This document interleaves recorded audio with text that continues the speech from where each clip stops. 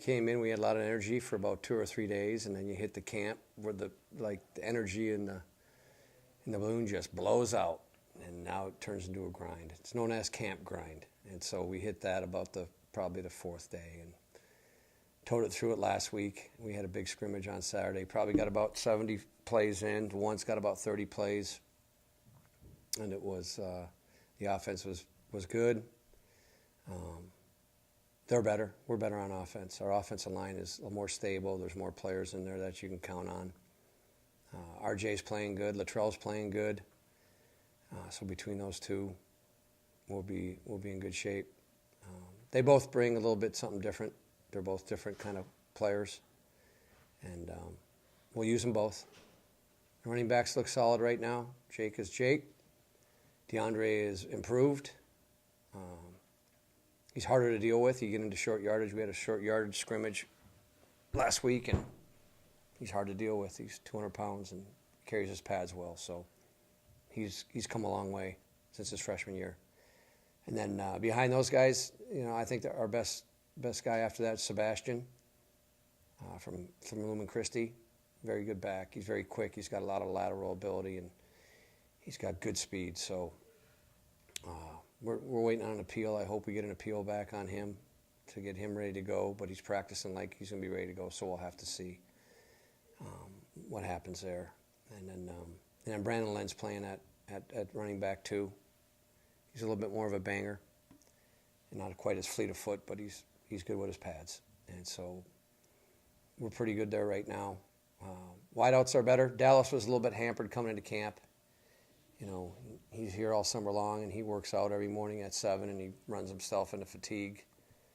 And we can't supervise him, so he goes so hard he's kind of dangerous to himself. So he had a hamstring issue when he came into camp, so we cut him back and brought him back when he was ready to come back, so he's just starting to get in the groove right now. But the wideouts are good. We're going to be better there. Ryan's back. Got Dallas back. Ben Lutzis is playing well in there right now. Rayvon's playing much better now too. So we've got some people there that we can count on. And so I like where the offense is. I'd say they're a little bit ahead of the defense right now. Defensively, the D-line, we're good inside right now. Bubba's playing good. We got Logan back. He was out after the Angelo game last year. He was out for the whole year. He had a fractured ankle, and it's taken a long time to get him back. But he's up to speed in there right now, as is Lorian and Brad Gustafson. So there's 4 people in there that we can count on. The ends, we've made a little bit of a transformation. We moved Stotts out there from linebacker. It gives us a little more speed, so he's done a good job at end. McQuan Hudson's coming along at defensive end. Eddie Pearson is a freshman that we're going to have to play because just of where we're at with depth in there. And he's a pretty strong kid. He's a pretty mature kid. He's got some explosiveness. He comes out of St. Lawrence in Chicago, so he's comes through a pretty good football background. So he'll get ready to go this year, I think. And then Austin's in there. He's kind of like the old guy that's returning back. So those 4 are at ends. Linebackers, a little bit of a quagmire right now. We've got 2 freshmen that have a lot of potential. Jack Reiger from Conant in Chicago he's big. He's fast. He's very quick. He's very explosive. He's very strong. He's only a freshman. But he's like dealing with a 25-year-old young man. He's not like dealing with an 18-year-old kid. He's gifted, so he's way ahead of his years. And then Isaac Darkangelo from Catholic Central down in Detroit. He's going to figure into playing time. I don't know how much yet. It's early yet, but as we get into the season, that'll clear up. And then we've got Terrell in there playing at Sam. We've got Alex playing at Sam again. So between those 3 players, it's going to be Jack and Terrell and Alex playing at Sam. And I don't know how it'll shake out yet. We have another week probably to figure that out. I'll probably know more by Monday about who's going to staple that down and be a 1. And then we got 2 other guys that can go behind him and help out. And at Mike, Austin is probably clearly defined as the player there right now. He returns from last year as the starter. And then Darko will figure in there, and Zach Stook. So those really are your 6 guys right there. That'll play linebacker. But it's still a little bit of a muddy picture, and that's okay. In the secondary, Troy is by far, our leader back there, a strong safety. He is. What Jake is to the offense, Troy is to the defense, but Troy's a little bit bigger, and we played him at free safety last year, moved him to strong safety, which is good because it trains him at all the coverage techniques that you want to have when you play free safety. Now you move him to strong safety, he's closer to the box, and we can pressure with him, we can play man with him, we can play zone with him, and he's excellent. Free safety, Brady Hansen is shown to be the leader back there, which is good. He had a difficult freshman year. He had to play. Was he really ready to play? Probably not, but we had to play him. And I told him all last year as a freshman, I said, and it's not fair, but it's just the way it is right now. And so you got to get through the year, and you got to play the best you can, and you go trial by fire, and your second year you'll be better. So he's a different player right now. He's be good at free safety. Plus he's 6'5". He's 220 pounds and can run, so he's hard to throw over. And then at corners we have Nick and Deontay back, and so we keep riding with them. And at the weak safety, Jalen's been playing for us, and he's been playing pretty good. So he replaces Pat from last year. And then after that, at corner, we'll probably have to use a freshman. Ratavian Rinkins from Sexton down in Lansing is probably our best one there, ready to go. He's out right now with a little bit of a foot problem, but we'll get him back in about 2 or 3 days. And so, I would say out of the freshman group, those 4 kids are the most apt to play on defense right now. Daniel Reiser is a freshman from Forest Hill Central down in Grand Rapids. He's our kicker, and he's going to be really good. I'm sure we'll have some growing pains along the way just because he's a freshman, but he's very talented. He's a bigger, stronger kid than a lot of kickers, and comes from a good athletic family. Dad played soccer at Ohio U, and his brother's the kicker at Northwood, so he's got good bloodlines. He'll be a good player here. And so it's just growing up a freshman there. And then John's back at punter, and Aaron's still our snapper for short snap and long snap. So we're getting ready for McKendree. We started game prep yesterday on him. So we're already into scout units and game planning and getting ready for that stuff. So it's a little bit of a different offense than going against our offense because it's a big spread RPO. Try to get you out of the box, run the ball. If you don't get out of the box, throw the ball. And that's how they operate. And, they'll go quick tempo and they'll go double checks and everything else. So it's just a matter of getting ready for that. Last year's your first year as head coach. What are you going to take from that, your first season? We had a lot of stuff to fix. And how I operate with running the program with the coaches and myself is we do what we do. I do the things we did at Western, at TCU, at Central, at North Dakota State, the things that I liked and I think are good for us, and that's what we run. So I don't change anything schematically or how we operate with our players, how we manage our players, what we want of them, how we act. We're still about effort and toughness, academically, socially, and athletically. That's not going to change. It's just, okay, what are our problems last year? A lot of it had to do with skill set. So the only way you fix that is to what? Recruit and develop. And so that's what we've been working on. Are we perfect yet? No. It's really a 1 year.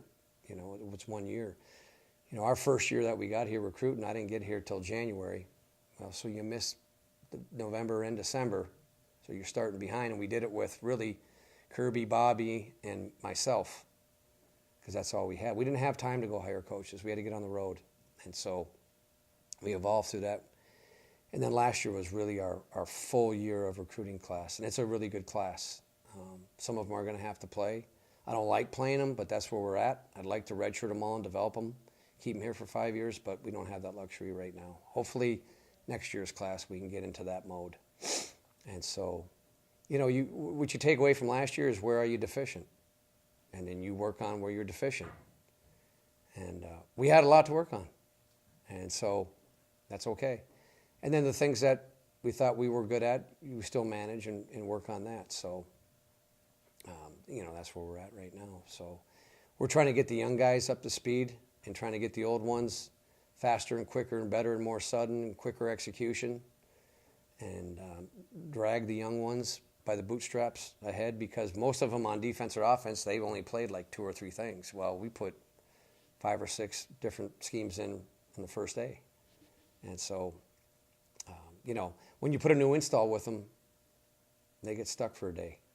There's a lot of hiccups there, but by the second day, it starts to come together for them. And, getting ready for McKendree, they give you a lot. There's a lot of empty packages, and there's a lot of RPO stuff. And, they'll run some eccentrics at you with a little polecat stuff and try to hide the tight end out and do those things that people do now today. That's really not what we do on offense. We're a little bit more like Wisconsin and North Dakota State as far as how we go about our business offensively. So when you go against each other in camp, you got to draw the line and say, okay, pretty soon it becomes self-defeating. You got to get ready for who you're going to play, because we're vastly different. We're very, very different. And so we're in that mode right now. What are you seeing in the GLIAC this year? What do you know about them in the conference? Anything in particular? What, just the people in our league right now? Yeah, like the teams that are standing out. Well, everybody will jump on the top 3. You got Ferris, and they're going to have to replace, 90% of the defense. And but they got a good quarterback. They got a kid that was committed to Michigan State as a junior, and then ended up having some issues. So Michigan State didn't end up taking. So he went out to Garden in Kansas, and now he's at Ferris. So they got a quarterback, talent-wise, that was committed to a Big Ten school when he was a junior. So he's probably pretty good.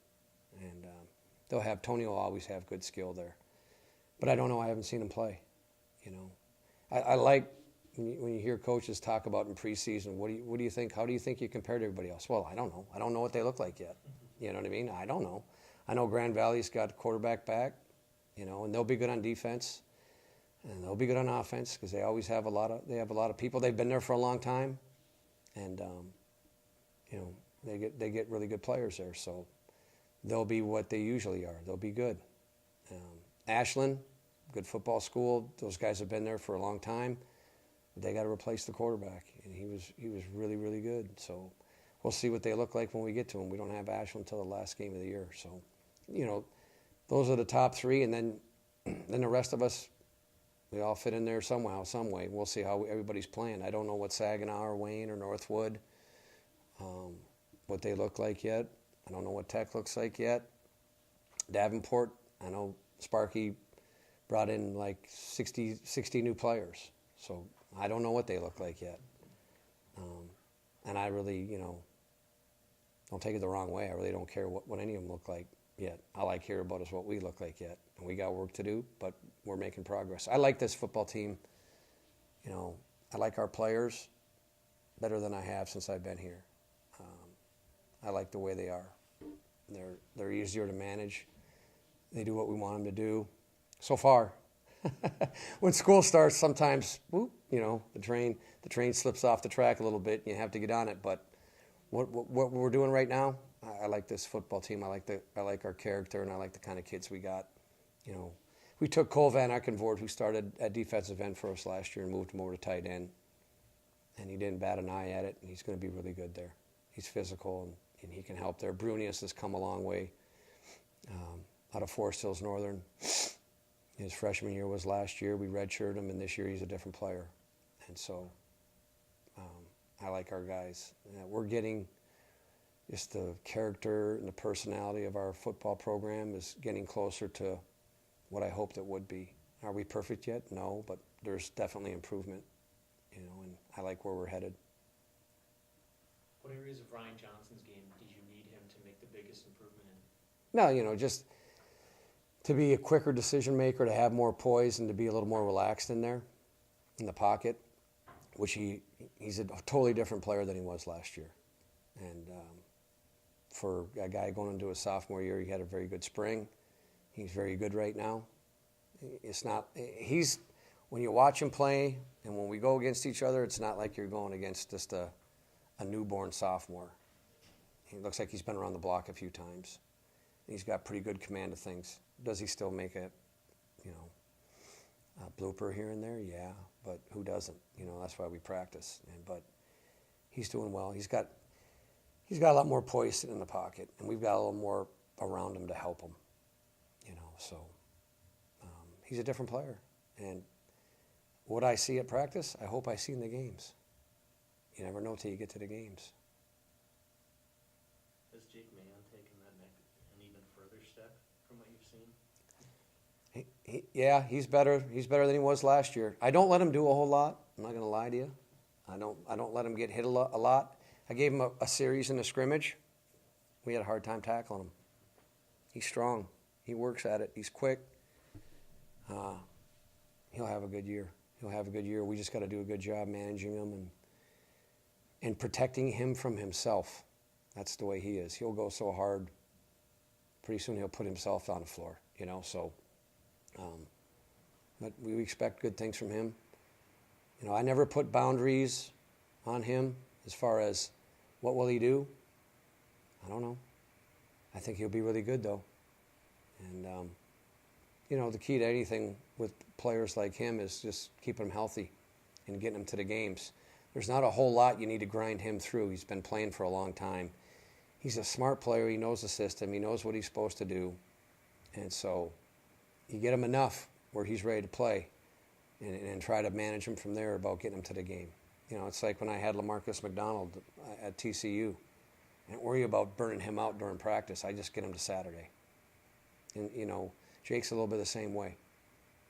But as good as he is on the football field, he's even better, on campus and in Marquette. He's just one of those special people.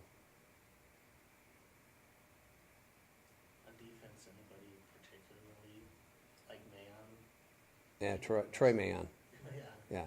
Troy's like that too. And so, we've got a lot of unproven characters back there, but they've played some football and they've had a spring.